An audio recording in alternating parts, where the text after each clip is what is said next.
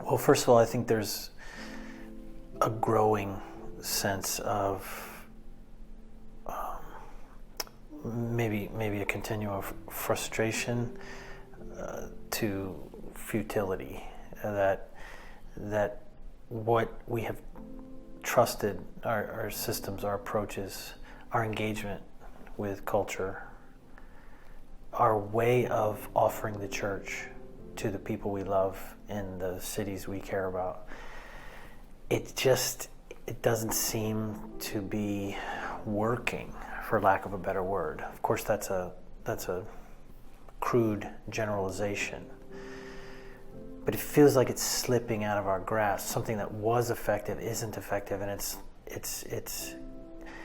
a little bit confusing, disorienting, and really what we're doing is we're groping for a fresh vision of what the church is or can be. And so there's like a deep existential groping, which is like, this can't be it, this can't be all. There's that dissonance we feel when we read the Bible and go to our own churches or lead or preach at our own churches or whatever we do, and just feel like, this isn't it, this can't be it. Like betraying our own leadership even with those doubts. And hope that there is something more.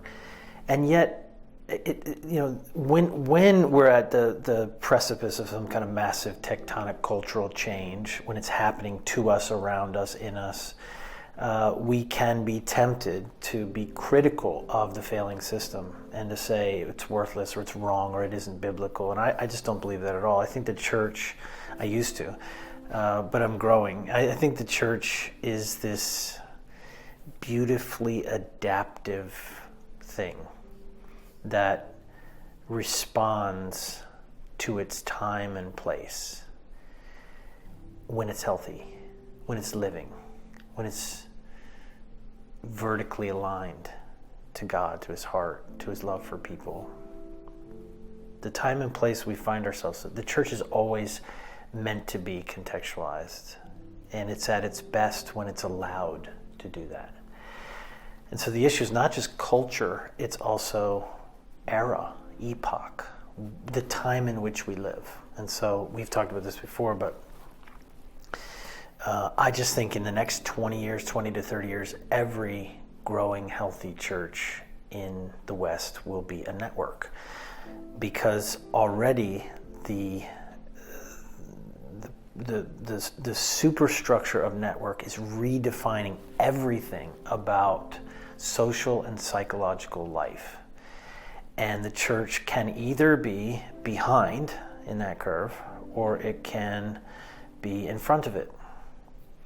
And part of what our experiment with the underground has been for the last decade is to test out some of these changes, these shifts, and to see the results of that experiment is that the church actually can be at the front end of some of these changes. So again, not necessarily being critical of the existing model of the church, but saying that in its time and in its place, it was itself an adaptive system, an adaptive expression of the church.